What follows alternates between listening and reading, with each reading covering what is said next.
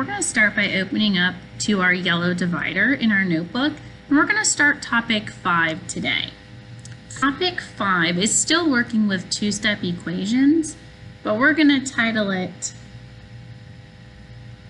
Subtracting the Variable.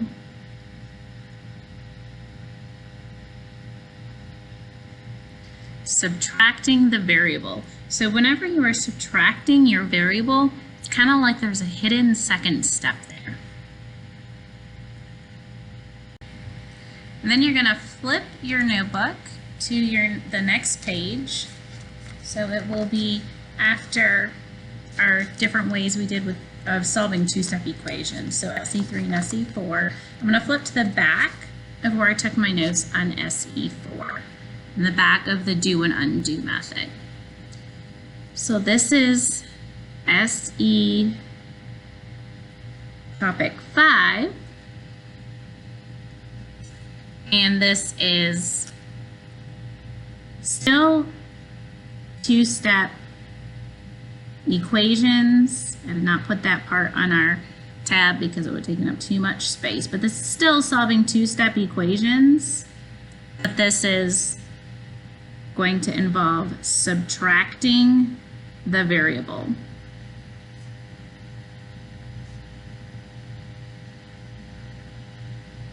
So like I said, that is like a hidden second step. So I'm going to work through 3 examples with you. I'm going to work through each example using both methods. Okay. So the first example, number 1, okay, is going to be 9 minus 2n equals -1. So that's my equation. So notice I am subtracting my variable. The first way I'm going to solve this is using the boo-boo method. So I'm going to start by boxing in my variable and what's with it. But this is where I have to be careful with what I am saying is with my variable. I'm not just going to box in the 2 and the n. I'm also going to box in that minus sign in front of it. And here's why, okay? That minus sign, anytime I'm subtracting, remember that's the same as adding a negative. So this would be the same as saying 9 plus -2n equals -1. So that is why I'm boxing in the negative sign, which really kind of looks like a subtraction sign originally, but I can rewrite the problem like this. So that's why I box it in, because anytime I'm subtracting, you could also look at it as an addition problem, where I'm adding a negative. So if you have a minus sign out in front, treat it like a negative, and I box it in with the variable. All right, so now I've boxed in my variable and what's with it. I'm going to work off of this kind of edited version of the problem here. And I want to get rid of whatever is on the left side, right? Or whatever is on the same side of the equation as my variable. So I want to get rid of that 9. This is a positive 9 because there is no negative sign out in front of it. I'm not necessarily paying attention to what is behind it, okay? Because if I paid attention to what is behind it, then I would treat this like a -9, and it's not. So this is why I like to rewrite the problem with addition, because it makes it a whole lot easier to not fall into any traps that you may see. So this is really a positive 9 because there's no negative sign in front of it. So to get rid of it, I do the opposite operation, because that's what the first O in the boo method stands for, is opposite operation. So I would subtract 9, and the other O stands for other side. So I subtract 9 from both sides. And this side cancels. So what I am left with on the left-hand side, I carry down that negative 2n, and that is equal to negative 1 minus 9. It would be more negative, right? It would be negative 10. So I've gone through the BOO method one time. I need to go through the BOO method a second time. This time I'm just boxing in my variable because I don't want what's with it anymore. So right now, remember that negative 2 and the n, if there's no operation symbol, they are being multiplied together. No operation symbol means they're being multiplied together. So I want to do the opposite of multiplying, and the n is being multiplied by negative 2. So the opposite of multiplying by negative 2 would be to divide by negative 2. Notice I'm not adding. I didn't say, oh, I'm subtracting 2, so I add 2. I was never subtracting 2. I was multiplying a negative 2 by the n. So be careful. That's a very common trap that students will fall into. That means I'd also have to do the same thing on the right-hand side, so I would divide by negative 2. Times negative 2, divide by negative 2 cancels. So I would end up carrying down that n, and that equals negative 10 divided by negative 2. So remember, a negative divided by a negative would be a positive number. So 10 divided by 2, I can think of it as, would be a positive 5. So my answer, n equals 5. Now I can solve that same problem using the do and undo method. I'm not going to rewrite that original problem right here. I'm just going to create my table, okay? But again, you want to start looking at kind of writing it out like this with addition so that you can keep up with which operations are actually happening, what I'm multiplying by. So I'm going to write my t-table.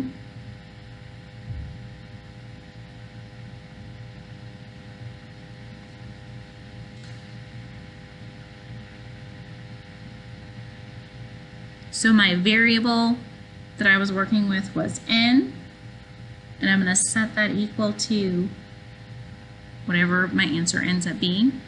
And what was on the other side of my equal sign is what goes down at the bottom. So my negative 1 would go down at the bottom. All right, so I have to, again, I'm working off of this revised version here. It's a little bit more clear with my operations. So following order of operations, I have addition and I have multiplication. So following order of operations with GEMDAS, I would multiply first. And what I'm multiplying by is negative 2. So times negative 2. So be careful, that's not x minus 2, it's times negative 2. You'd rather use the dot to show multiplication, you may, but times negative 2. All right. After I multiplied, then I would add, and what I was adding was 9. I've already got my negative 1 down at the bottom. So now I'm going to undo things. I'm going to do the opposite operation. So the opposite of adding 9 is subtracting 9. So negative 1 minus 9 equals negative 10. I start with a negative number and I get more negative. And the opposite of multiplying by negative 2 is dividing by negative 2. So I would take that 10, that negative 10 rather. I have to insert that negative sign. Take that negative 10 and I divide it by negative 2. And again, a negative divided by a negative is a positive. So negative 10 divided by negative 2 would be a positive 5. So then I can write my answer up the top. N ends up being equal to 5.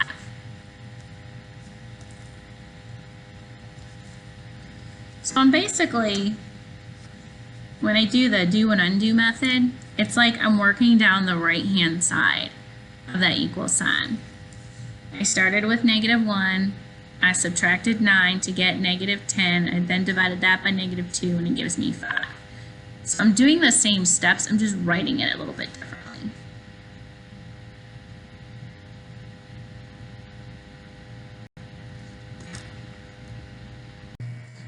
I'm going to slide this up and work on question number 2 now. So number 2, I'm going to skip along here. So question 2, again, I'm going to solve this first using the boo-boo method, and then I will use the do and undo method. So I have 6 minus y equals 12. So again, I'm subtracting my variable. This is actually a question that is disguised. It looks like it's a one-step because I see one operation, but it's really a two-step. If I box in my variable and everything that's with it, well, let me write this using addition first. So I could rewrite this like the last problem. Subtraction is the same as adding a negative. So 6 plus negative y equals 12. So if I write it like this, it's a little bit easier to see what I'm boxing in with my variable. I am boxing in the negative and the y. So in this original format, I would be boxing in what looks like the minus y, but it's a negative sign in front of it. So I'm going to box in either that minus y or that negative y, depending on how you look at it. But that minus sign does not go with the 6. That's basically the important part. All right. So now in solving this, I want to get rid of the 6, right? That is with the negative y on that side of the equation. So again, this is a positive 6 to begin with. Okay? There's no negative sign in front of it, so it's a positive 6. That plus sign is different from the positive sign in front of the 6. You have to look at what's in front of it. So to get rid of the positive 6, I would subtract 6. And if I do it on the left side, I have to also do it on the right side as well. Do it to both sides. So it would cancel over here. So I would end up carrying down that negative y. Don't drop the negative sign from it. Still negative y. And that is equal to whatever 12 minus 6 is, which of course is 6. So I'm equal to negative y equals 6.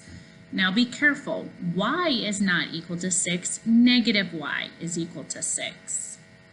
So I'm going to box in just the y. This is ultimately what I want to get by itself. That negative sign is, think of it in terms of like a negative 1 that's in front of it. Okay, negative y is the same as negative 1y. So to get rid of the negative sign, I want to divide by negative 1. So anytime you see a negative sign in front of a variable, the way that you make it positive is to divide by negative 1. So I'm going to divide by negative 1 on this side as well. So we had an example with our models where we had a negative variable, and we said basically if the opposite, negative can mean opposite. I'm going to flip back over and show that to you. We had an example with our modeling where we had negative x was equal to a positive 4. And we didn't really work through how to divide that out by negative 1 with this. All we said was, well, if negative x, or the opposite of x, is a positive 4, then x has to be the opposite of what that 4 was, which is negative 4. So if you take the opposite of the variable, then the number that it was equal to, you take the opposite. So that's the same idea, and algebraically this is how it works. You're dividing by negative 1. So I divide by negative 1 to get rid of that negative sign and make it a positive y. And when I divide 6 by negative 1, I would get negative 6. Now if you were checking your answers, which I'm not going to do this time because I'm solving it 2 different ways, but if you were to check your answer and you had gotten 6, that wouldn't work. If you had gotten a positive 6 instead of dividing by negative 1 to get your answer the way that it should be, then you would have just had a positive 6 right here. You would have stopped there, And 6 minus 6 is not equal to 12, right? 6 minus 6 is equal to 0. But 6 minus a negative 6, well, that's the same as adding, so that is equal to 12. So if you're not sure with those negatives or with subtraction, if you did it correctly, just check your answer, right? All right, so then I'm going to solve this using the t-table. So my variable that I'm working with is y.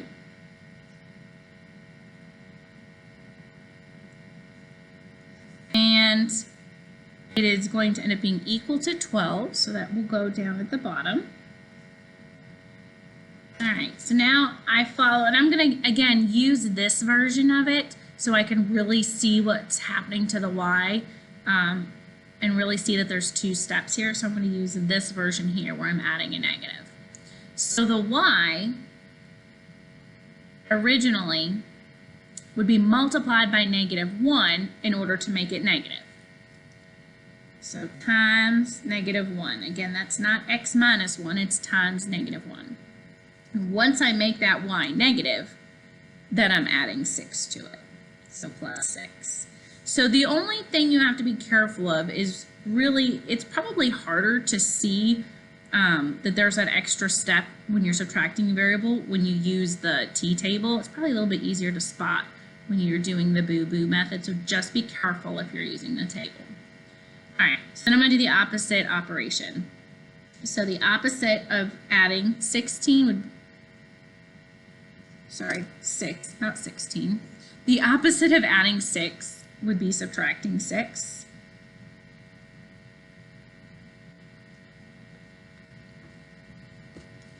So minus 6. So 12 minus 6 equals 6. The opposite of multiplying by -1 would be dividing by -1. So 6 divided by -1 would equal -6. Because a positive divided by a negative would be a negative. So -6. I can get that same answer. Again, just watch out for subtracting your variable. It's probably a little bit easier to miss it with the t-table. All right, and then my last example. All right, and moving on to question 3, or example 3. I'm going to skip a line. And my example is going to be -x. So this time I'm using a -x instead of subtracting it. Plus 4, but it's going to be the same idea, equals -7. So I'm going to box it, and I'm going to do my boo-boo method first. So I'm going to box in my variable and what's with it. So that's probably obvious that I do have a negative with my x. I'm not having to rewrite this using addition or anything. So I'm immediately going to get rid of whatever is not boxed in on that side of the equal sign. So I'm going to get rid of that 4. So the opposite of adding 4 would be subtracting 4. So then I would subtract 4 on the other side as well. And that cancels. So that would leave me with -x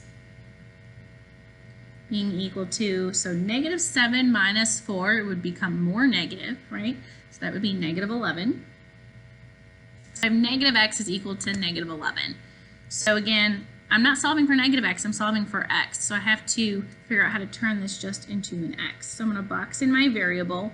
That negative sign, I could put a 1 in front of it. -x is the same as -1x. So I'm going to divide by -1, just like I did in the last problem. Divide by -1 in order to get rid of the negative sign. This is essentially being multiplied by -1, so if I divide by -1, that'll cancel. I divide by -1 on that side. And so I'll be left with a positive x being equal to, well, -11 divided by -1 would be a positive 11. Because a negative divided by a negative would be positive. And to work this out using the t-table. So my variable I have is x.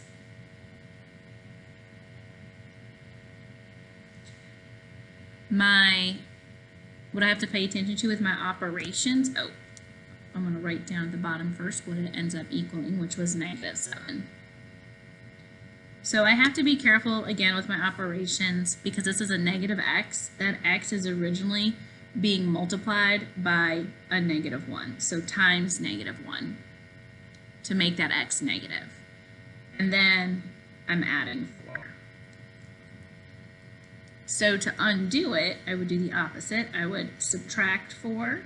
So -7 minus 4 would give me -11. And then the opposite of multiplying by -1 would be dividing by -1. So -11 divided by -1 divided by -1 would be a positive 11. Same thing that I got when I used the boo method. Again, you can see that my work is essentially the same as the right half of that equation. Down at the bottom of your notebook, we have a little bit extra space. We're just going to summarize basically what we were talking about with subtracting the negative or subtracting the variable or having a negative.